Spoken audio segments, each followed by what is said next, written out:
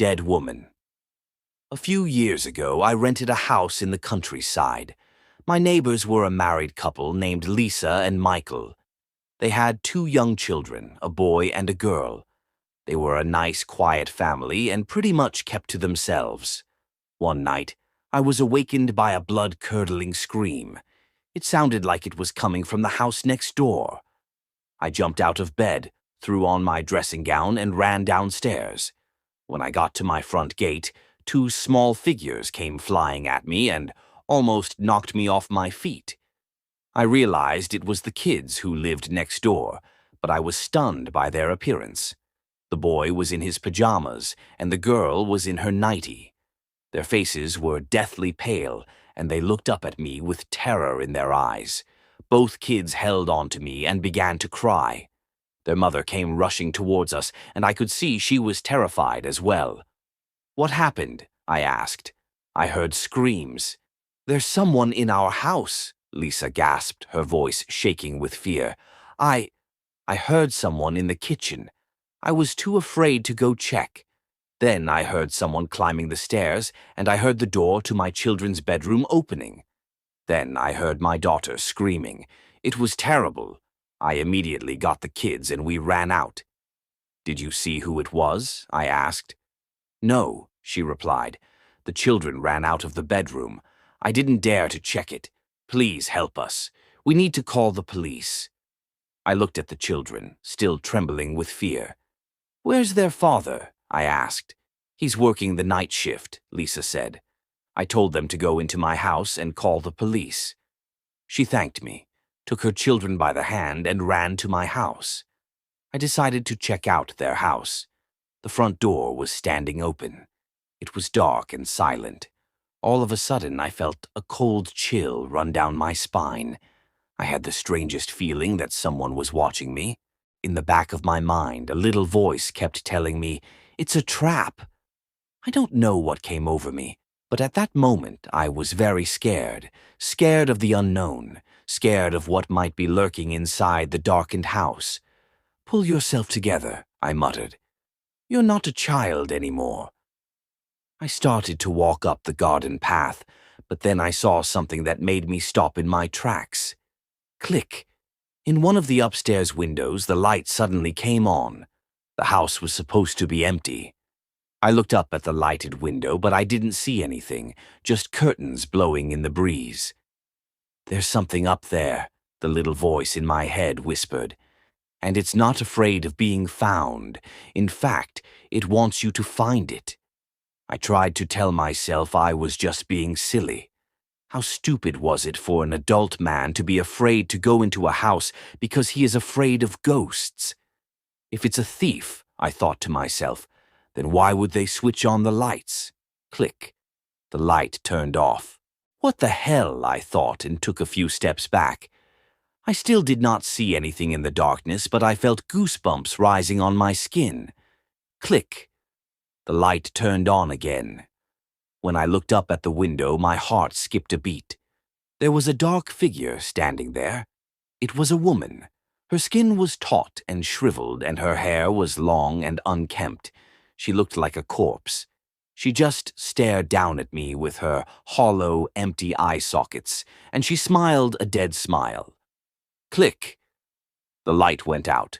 I turned and ran back to my own house. When I got to my front door, I banged on it until the neighbor lady let me in. She looked at me with a mixture of fear and anxiety. My face was pale and my eyes were so frightened that the children began to cry again. "Water," I panted. "I need water." Lisa grabbed a glass, filled it with water, and handed it to me. I downed it in one gulp. My heart was pounding, and I had broken into a cold sweat. I was afraid that I was having a heart attack. "Did you call the police?" I asked, trying to pull myself together. "They're on their way," she said. "Did you check the house?" Let's just wait for the police," I replied. A few minutes later, the police finally arrived. They searched the house from top to bottom, but they didn't find any thief. There was no one there at all. The police questioned the neighbors, but nobody had seen or heard anything. When they questioned me, I didn't tell them what I had seen. What could I tell them?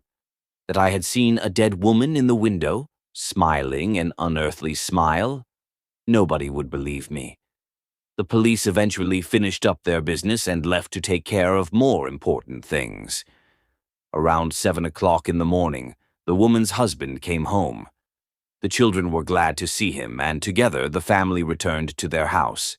I tried not to look at their house, especially at the upstairs window. After that crazy night, I began to have trouble sleeping. As soon as I closed my eyes, I would see the face of the dead woman. Then, life seemed to get back to normal. The neighbors gradually managed to forget all about the incident. No one screamed during the night, and I didn't see any dead bodies standing in windows. Everything seemed to be back on track, and life was good. But one evening, about a month later, I heard someone knocking on my front door. The knock was loud and strong. They kept banging and banging as if they were going to break my door down. I looked through the peephole and saw that it was the neighbor lady, Lisa.